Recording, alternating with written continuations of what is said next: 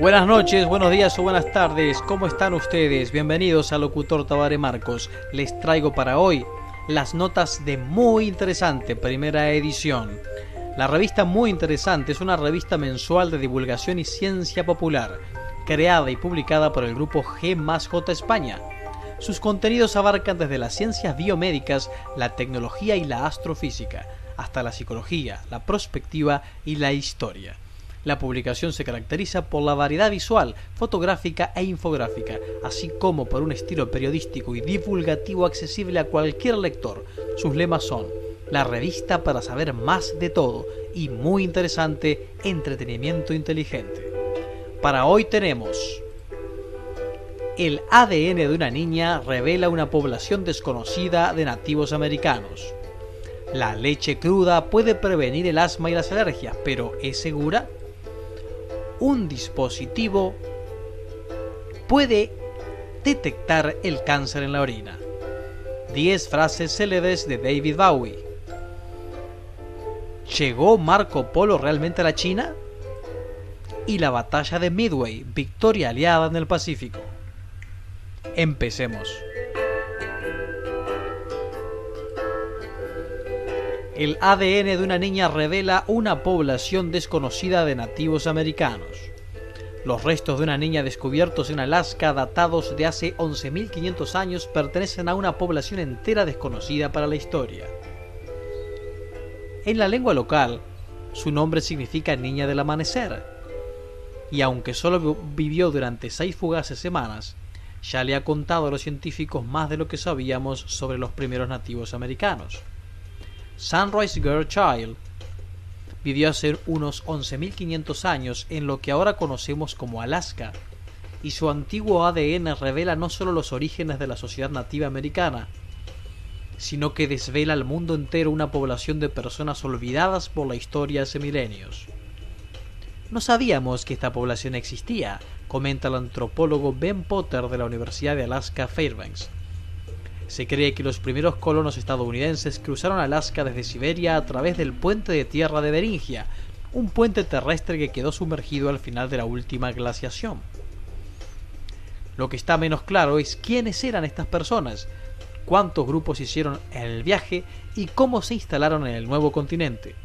Ahí es donde entra el pequeño amanecer. Los restos de la niña y de otros antiguos bebés, conocidos como niña crepuscular de amanecer, fueron encontrados por Potter y sus colegas en un sitio arqueológico del interior de Alaska llamado Upward Sun River durante unas excavaciones en 2013. En el actual estudio, que recoge la revista Nature esta semana, los expertos exponen que el análisis genético del ADN de la niña muestra que pertenecía a un pueblo olvidado, antiguos beringianos, desconocido hasta ahora por la ciencia. Y es que, hasta ahora, solo había 2 ramas reconocidas de los primeros nativos americanos, conocidos como Norte y Sur. Pero, al secuenciar el genoma de la niña del amanecer, el perfil genético completo de un ser humano del Nuevo Mundo no coincidió con el suyo. Utilizando análisis genéticos y modelos demográficos, los científicos concluyeron que un solo grupo ancestral fundador de los nativos americanos se separó de los asiáticos orientales hace unos 35.000 años, muy probablemente en algún lugar en el noroeste de Asia. En algún momento se sospecha que estas personas se movieron en una única migración masiva hacia América del Norte y unos 15.000 años más tarde, la población se dividió en 2 grupos. Uno de los grupos se convirtió en los antiguos beringianos. El otro grupo fueron los ancestros de todos los otros nativos americanos, aunque sigue siendo posible que esta división ya estuviera ocurriendo antes de que se cruzara el puente de Beringia. Es la primera vez que tenemos evidencia genómica directa de que todos los nativos americanos se remontan a una población de origen, a través de un solo evento de migración fundacional, aclara Eske Willerslev, genetista evolutivo de la Universidad de Cambridge en el Reino Unido. La vida no habría sido fácil para ellos con un clima tan extremo, pero la población en su conjunto, separada de aquellos que viajaron a otras partes del Nuevo Mundo, duró miles de años antes de ser finalmente absorbida por otras poblaciones de nativos americanos. A la luz de este nuevo descubrimiento, está claro que los primeros colonos de América tenían un linaje más diverso de lo que pensábamos.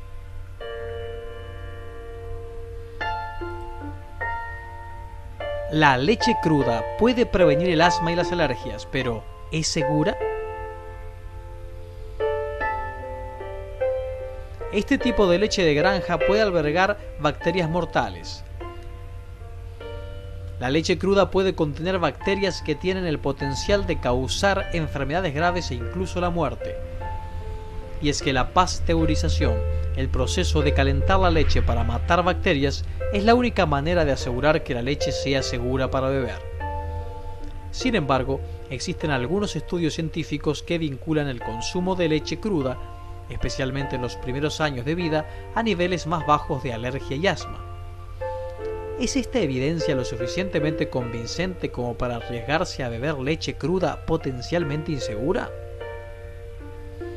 Para averiguarlo, un equipo de científicos de la Universidad de Basilea, Suiza, y otros científicos europeos realizaron un estudio en niños europeos de entre 6 y 12 años. Los resultados revelaron que los niños que bebían leche cruda y algo de leche regular tenían menores tasas de alergia, pero solo si estaban expuestos a la leche cruda antes de cumplir un año o si bebían diariamente. Las tasas de asma no fueron más bajas en estos niños. Es importante destacar que al hervir en casa la leche cruda para matar las bacterias, quedaron anulados estos efectos. Como era de esperar, los investigadores encontraron niveles mucho más altos de bacterias en la leche cruda consumida por los niños en este estudio. Sin embargo, no fue posible determinar si estas bacterias fueron o no los factores que proporcionaron la protección. Alergias en adultos. Un estudio reciente de investigadores de los Institutos Nacionales de Salud demostró que el riesgo de tener alergias se redujo en los adultos de Estados Unidos que crecieron en un entorno agrícola y que por tanto consumían leche cruda en su mayoría. Entonces, ¿leche cruda? ¿Sí o no? Los científicos lo tienen claro. Sobre la base del conocimiento actual, el consumo de leche cruda no puede ser recomendado porque podría contener patógenos. En cambio, esperan que una vez que se comprendan mejor los mecanismos subyacentes en el efecto protector de la leche en las granjas, se pueden desarrollar formas de procesar y preservar una leche segura y preventiva, aclaran los autores. Los científicos están buscando diferentes vías de investigación y descubrir qué hace que la leche cruda sea tan buena en la prevención de la alergia y posiblemente del asma.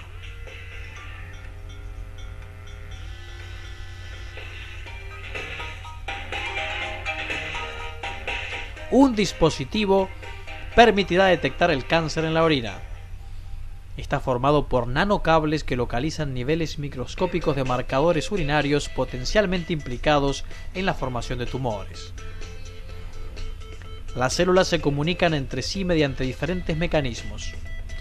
Una forma de transportar información, y no especialmente conocida, es la que se da a través de las vesículas extracelulares, VE. Las VE se pueden considerar como pequeños trozos de una célula que pueden desprenderse y circular por todo el cuerpo para entregar mensajes a otras células. Estos mensajeros se han vuelto cada vez más reconocidos como mediadores cruciales de la comunicación de célula a célula. Desde su descubrimiento, hace más de 30 años, se conoce que estas vesículas tienen múltiples aplicaciones médicas en el tratamiento de enfermedades, como el cáncer, precisamente por este papel en la comunicación a distancia. Ahora, un grupo de investigadores de la Universidad de Nagoya, en Japón, ha desarrollado un nuevo dispositivo de nanocables capaz de capturar de manera eficaz estas VE para después utilizarlas en la detección del cáncer. Takao Yasui, autor principal de este proyecto, explica que las VE son potencialmente útiles como marcadores clínicos. La composición de las moléculas contenidas en un VE puede proporcionar una firma diagnóstica para ciertas enfermedades. Una de las mayores ventajas que presenta este tipo de pruebas es que se trata de una herramienta de diagnóstico no invasiva que permite controlar a los pacientes de forma regular, puesto que los análisis de orina se han convertido en una forma de análisis corporal bastante común. Grandes aliadas que albergan un pero.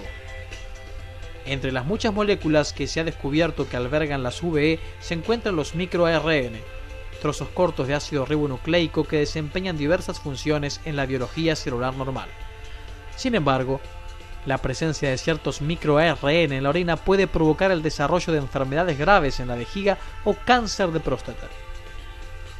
A pesar de la gran ayuda que suponen las VE para el diagnóstico del cáncer, aún hay muchos obstáculos tecnológicos que deben superarse. Uno de los que más precisaba dicha solución era, y en parte sigue siendo, encontrar un método factible para capturar las VE en cantidades suficientes para analizarlas en un entorno clínico de rutina. El contenido de VE en la orina es extremadamente bajo, menos del 0,01% del volumen total del líquido. Por ello, la solución que ha presentado el equipo de Yasui ha sido incorporar nanocables de óxido de zinc en un polímero especializado para crear un material que fuera altamente eficiente en la captura de estas vesículas. Los resultados mostraron una tasa de recolección de más del 99%, superando otros métodos que se utilizan actualmente en el campo.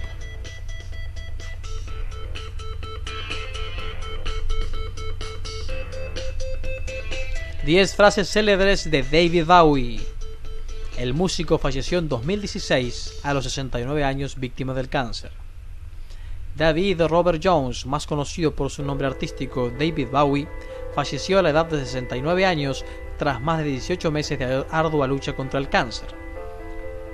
Bowie ha sido considerado dentro del panorama musical mundial como uno de los personajes con más éxito y también de los más significativos e influyentes dentro de la escena rock por su carácter innovador, por su particular voz y por la profundidad intelectual vertida en sus composiciones. Vamos a ver algunas de sus frases más célebres. Creo que un artista ha de ser siempre fiel a los dictados de su corazón. Hubo un tiempo en que los cantantes de rock nos creíamos dioses y pensábamos que íbamos a poder cambiar el mundo. Y he estado apagando el fuego con gasolina.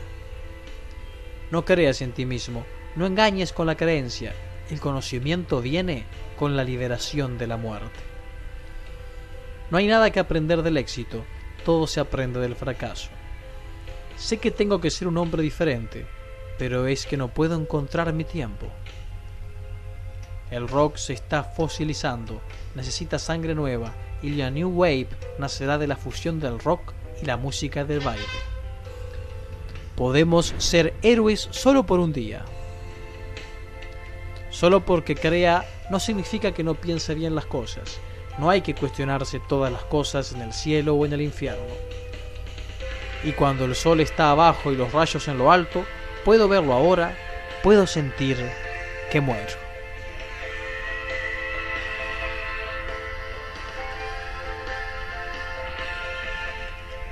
¿Llegó Marco Polo de verdad a China? Aunque muchos historiadores creen que Marco Polo llegó realmente a China, algunos lo han puesto en duda recientemente. Como prueba de que jamás llegó a la nación que erigió en su capital la ciudad prohibida, los escépticos señalan que en su relato no mencionó en ningún momento ninguna de las dos cosas más importantes y llamativas que caracterizaban al país del centro, nombre que daban sus habitantes a la antigua China. Una, la Gran Muralla, que resulta visible incluso desde el espacio, y otra, la escritura china, tan particular para un europeo, con sus estéticos y negros trazos. Además, el nombre del famoso explorador no aparece en los archivos chinos de la época, a pesar de que él afirmaba haber ejercido como emisario del gran Kublai Khan. Sin embargo, otros estudios apuntan a que Marco Polo pudo aparecer en documentos chinos históricos con el nombre de Polo. Y existe, también, otra posible prueba de su estancia allí. El viajero y comerciante veneciano se refirió a Japón por el nombre que le daban los chinos, Zipango.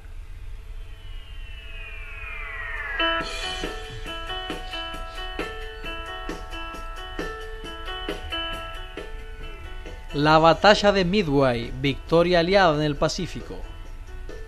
Se libró del 4 al 7 de junio de 1942 entre Estados Unidos y Japón y supuso un punto de inflexión en la Segunda Guerra Mundial.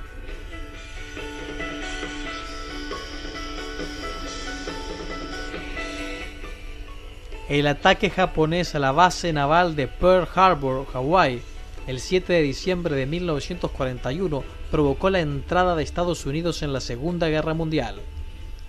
5 meses después, las cosas no iban bien para los aliados en el teatro de operaciones del Pacífico. El Imperio del Japón, una de las 3 grandes potencias del eje junto a la Alemania nazi y la Italia fascista, cosechaba victoria tras victoria y había tomado las Filipinas, la Malasia británica, Singapur y las Indias Orientales neerlandesas, actual Indonesia. Pero en mayo sufrió su primer revés en la batalla del Mar de Coral y lo peor estaba por venir. Midway iba a dar el traste con el poderío nipón. La batalla de Midway fue un conflicto librado entre los días 4 y 7 de junio de 1942, en el que las fuerzas aeronavales estadounidenses detuvieron el intento japonés de invadir el atolón de Midway, donde Estados Unidos tenía una base militar.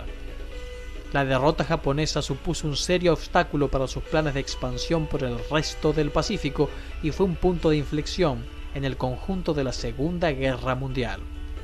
Por ello, Midway es generalmente considerada la batalla más importante de la Guerra del Pacífico.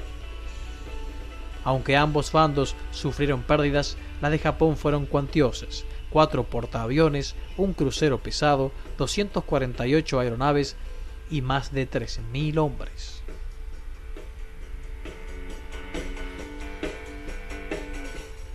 El detonante de Pearl Harbor.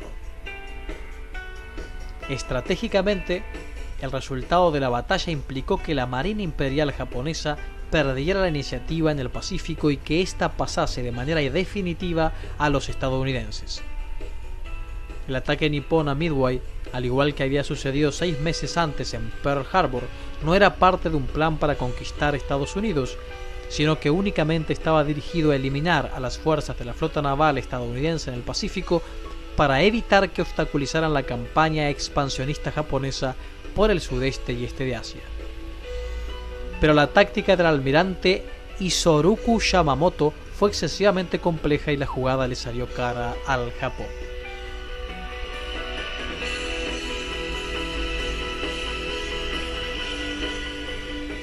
Hasta aquí las notas de Muy Interesante.